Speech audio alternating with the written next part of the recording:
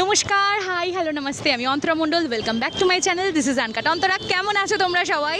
আজ অনেকগুলো দিন পর আমি আর আমার সাথে বনুরানী একসাথে আমরা বেরিয়ে পড়েছি কলকাতার বেশ কিছু জায়গা পায়ে হেঁটে ঘুরে দেখতে। আর এখন আমরা আছি মহাত্মা গান্ধী রোড মেট্রো স্টেশনের 2 নম্বর গেটের সামনে। আর এখান থেকে পায়ে হেঁটে আজকে 4টে জায়গা ঘুরে দেখবো আর সবটা শেয়ার করব তোমাদের সাথে। তো চলো আজকের ঘোরাঘুরি শুরু করা যাক। মেট্রো স্টেশন থেকে পায়ে হেঁটে শুরু হলো আজকে আমাদের যাত্রা। আর 3-4 মিনিট হাঁটার পর সামনেই দেখতে পাবে এই মার্বেল প্যালেস লেখা বোর্ড, আর যেতে হবে ঠিক তার বাঁদিকে। অনেকে পাশ দিয়ে টোন কাটতে কাটতে যাচ্ছে, চলতায় তো আজ আমাদের ঘোরাঘুরি শুরু হবে সিদ্ধিদাতা গণেশকে দর্শন করে। শ্রী সিদ্ধিবিনায়ক মন্দিরে যাচ্ছে। তো চলো মেট্রো স্টেশন থেকে মেট্রো গেট নাম্বার 2 থেকে হাঁটা পথে 3-4 কলকাতার মুক্তারাম বাবু স্ট্রিটে লুকিয়ে আছে আমাদের পূর্ব ভারতের একমাত্র শ্রী সিদ্ধিবিনায়ক মন্দির। আর এই মন্দিরটা তৈরি করা হয়েছে মুম্বাইয়ের বিখ্যাত শ্রী সিদ্ধিবিনায়ক মন্দিরের আদলে। তো চলো ভিতরে যাওয়া যাক। এখানে সুন্দর জুতো রাখার জায়গা আছে। আমাদের জুতো খোলা হয়ে গেছে আর এবার যাব ভিতরে। ঝকঝকে মন্দির দেখে আশা করি বুঝতেই পারছো যে খুব তাড়াতাড়ি কিন্তু এটা রেনোভেট করা হয়েছে। তা সত্ত্বেও এক টুকরো ছোট্ট ইতিহাস কিন্তু এর সাথে জড়িয়ে আছে। ভাবছি সেটাই তোমাদের সঙ্গে শেয়ার করি।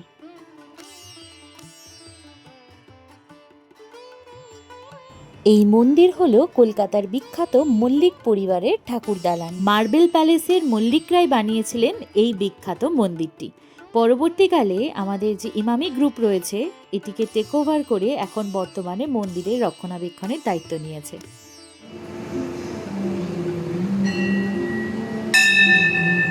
বাইরে তাতাপোড়া গরম আর কোলাহল থেকে এক পা ভেতরে দেওয়া মাত্রই একটা ভীষণ শান্তির আভাস পেয়েছিলাম। তো আজকের প্রথম স্টপটা কিন্তু আমাদের দারুণ লাগলো। আমরা ভিতরে মন্দির দর্শন করে ভগবান দর্শন করলাম। আর এখানে কিন্তু প্রত্যেক দিন ভোগ দেওয়া হয়। এই যে এখানে ভোগ দেওয়া হয় আর শালপাতা করে।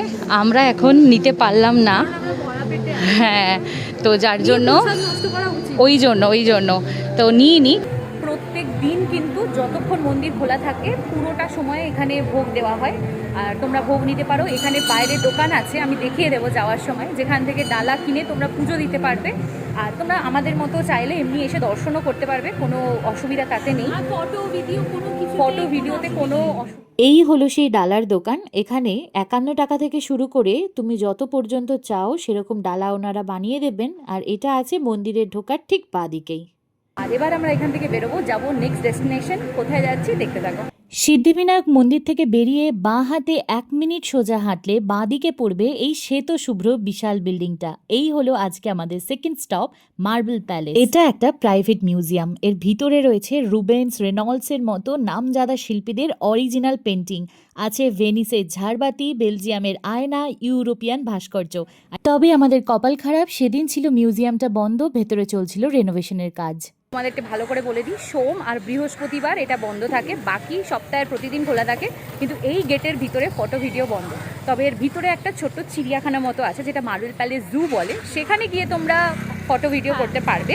সেখানে সুন্দর একটা বাগানও আছে, কিন্তু ভিতরে একদম স্ট্রিক্টলি বন্ধ ফটো এবং যে কোনো রকম ভিডিও। আমি এসেছিলাম স্কুল থেকে পিকনিকে মার্বেল প্যালেসে, তখন ভিতরটা ঘুরে দেখেছিলাম। আমি পড়তাম তখন ক্লাস 8 কি 9 হবে।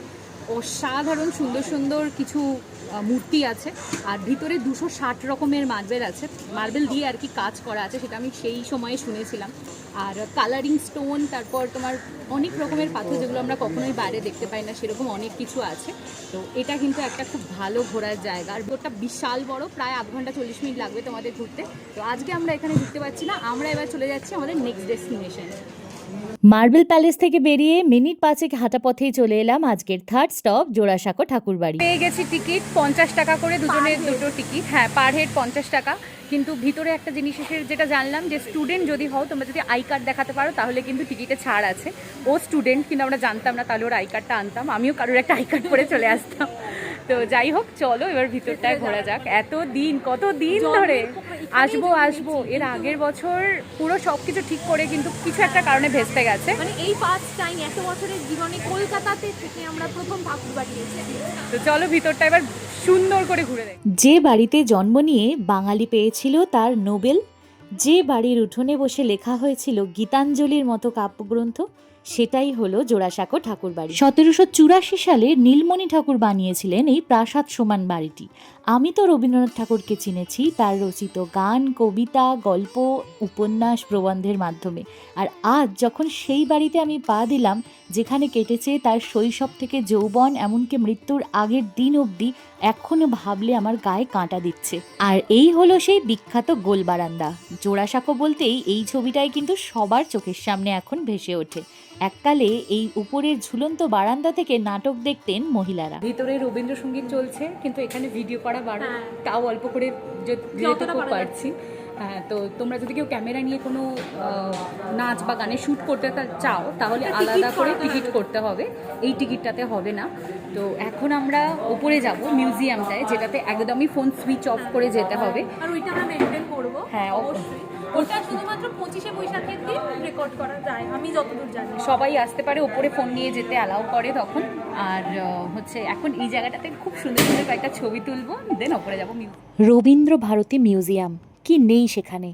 তার হাতে লেখা পাণ্ডুলিপি, বেশ কিছু অপ্রকাশিত ফটোগ্রাফ, অরিজিনাল পেইন্টিং, তার ব্যবহৃত প্রচুর জিনিস, বিভিন্ন দেশ বিদেশ থেকে পাওয়া বিভিন্ন সম্মান, আঁতুড়ঘর থেকে রান্নাঘর, খোলা বারান্দা থেকে সুবিশাল ছাদ, প্রতি জায়গাতেই ছড়িয়ে ছিটিয়ে রয়েছে ঠাকুর পরিবারের স্মৃতি। আমি তো বলবো প্রচণ্ড আমরা বেশি সবটা গরম, পুরো চ্যাপচ্যাপে হয়ে গেছে চুলটা। তবে বাজে এখন এই 2:30 মতো, আর পুরো মিউজিয়ামটা ঘুরতে আমাদের প্রায় অনেক সময় লেগেছে, কারণ আমরা সবটা ভালো করে দেখার চেষ্টা হ্যাঁ, করেছি। হ্যাঁ। মানে পারিনি, অবশ্যই পারিনি, কিন্তু বাকিদের থেকে অনেকটা বেশি অনেক দেখেছি। কিছু দেখার আছে অনেক ভিতরে, অনেক অনেক জিনিস। আমরা এত গল্প পড়েছি, আমাদের পাঠ্যাংশের অংশ ছিল ছেলেবেলা বলে, মানে রবীন্দ্রনাথের লেখা সবাই পড়েছে, আই গেস, মানে এটা পড়া স্বাভাবিক। জীবন স্মৃতি যে বইটা, তার কিছুটা অংশ ছেলেবেলা বই বলে আমাদের স্কুলে পড়তে হতো। তো সেখানে যা যা পড়েছি সেগুলো সব চোখের সামনে যেন দেখতে পাচ্ছি, আলাদাই ভালো লেগেছে। বলবো হাতে অনেকটা টাইম নিয়ে এসো, প্রায় 2.5-3 ঘন্টা মতো যদি পুরো জায়গাটাকে ঘুরতে দাও আর তবেই ভালো করে দেখতে, সবটা ভালো। জানতে বুঝতে চাওয়ার ইচ্ছা থাকে তো জোড়াসাঁকো একটা দিনের আলাদা করেও প্ল্যান করা যেতে পারে, খুব খুব ভালো করে যদি কারুর দেখার হয়। তো ফাইনালি এবার আমরা এখান থেকে বেরোবো। কতক্ষণ কবে কখন খোলা থাকে সেগুলো আমি একটা স্ক্রিনে শেয়ার করে দিচ্ছি, পজ করে একটা স্ক্রিনশট নিয়ে নিও।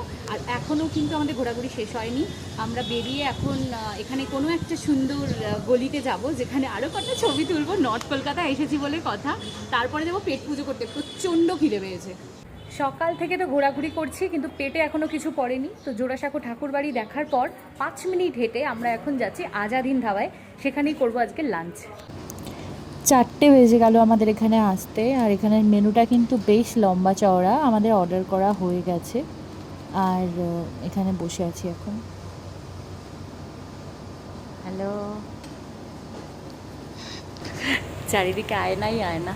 চারদিকে সবাইকে দেখতে পাচ্ছি। খুবই ফাস্ট সার্ভ করে দিয়েছে।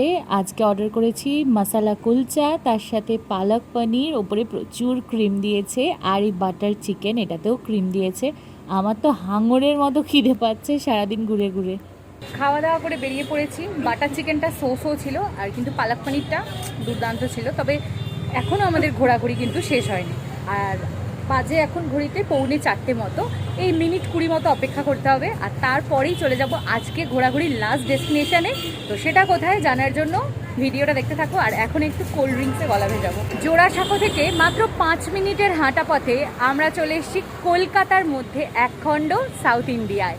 পিছনে রয়েছে বৈকুণ্ঠ মন্দির। যে পুরো সারাদিনের ট্রিপটা প্ল্যান করেছিলাম, মানে টাইমে টাইমে কোথায় কোথায় যাব, সব কিছু একদম সুন্দরভাবে হয়েছে। আর লাস্ট স্পটে আমরা চলে এসেছি। আশা করছি ভিতরে গিয়েও খুব সুন্দর লাগবে, কারণ আমি যতগুলো ছবি দেখেছি পুরো সাউথ ইন্ডিয়ার মন্দিরের মতো সাদা মার্বেল পুরো ধপধপ করছে। তো ওই যে খুলছে, চলে যাওয়া যাক। এক ঝটকায় পূর্ব ভারত থেকে সোজা চলে এলাম দক্ষিণ ভারতে। একে বলে কলকাতার মিনি মাইসোর, শ্রী বৈকুণ্ঠনাথ মন্দির। উত্তর কলকাতায় দাঁড়িয়ে রয়েছে পুরনো দক্ষিণ ভারতীয় দ্রাবিড় স্টাইলে বানানো সাদা ধপধপে মার্বেলের এই বিশাল মন্দির। তবে আমার মনে হয়েছে মূল আকর্ষণ কিন্তু এই প্রবেশদ্বারটা। সূক্ষ্ম হাতের কাজে বিষ্ণুর 10 অবতার থেকে শুরু করে রাম সীতার কাহিনী সবকিছুই ফুটিয়ে তোলা হয়েছে। মার্বেলের অপূর্ব কিছু কাজ রয়েছে এই মন্দির জুড়ে, আর এই লম্বা লম্বা খিলানগুলির গায়ে কৃষ্ণের জীবনের বিভিন্ন সময়ের ছবি কিন্তু ফুটিয়ে তোলা হয়েছে। বিষ্ণুর স্বর্গীয় ধামের আরেক নাম হলো বৈকুণ্ঠ, তাই এখানে বিষ্ণু আর মাতা লক্ষ্মী একসাথে পূজিত হন। জায়গাটা কিন্তু ভিতরটা বেশ সুন্দর বড়, আর এই পুরো মন্দিরটা একদম সাউথ ইন্ডিয়ার মাইসোর মন্দির আছে সেটার অনুকরণে তৈরি হয়েছে। আমি অনেক দিন ধরে এই মন্দিরের ছবি দেখতাম, জানতামই না এটা এত কাছে। আর সব থেকে সুন্দর যেটা লেগেছে ঢোকার মুখের গেটটা, তোমরা তো দেখলে ভিডিওতে। তো এখানটায় আসতে গেলে যে টাইমিংটা আছে সেটা একটু চট করে তোমাদেরকে বলে দিই। সকালবেলা এটা 7টায় খুলে যায় আর খোলা থাকে সকাল 11টা পর্যন্ত। আর বিকেলে আমরা এখন এলাম 4:15 বাজে, 4:15 এটা খোলা থাকে 6:30 7টা অবধি। আর এখানে কিন্তু দুবেলায় পুজোও দেওয়া যায়। তো ব্যাস জায়গাটা এখন ঘুরি, অনেক ছবি ভিডিও করি। তবে ভিতরে পুরোটা একদম সাদা ধপধপে মার্বেলের তৈরি। হাতির গায়ে দেখো মার্বেলের কি সুন্দর কাজ করা রয়েছে। কোনো জায়গায় এসে না এই সূক্ষ্ম সূক্ষ্ম জিনিসগুলো দেখতে আমার বড্ড ভালো লাগে।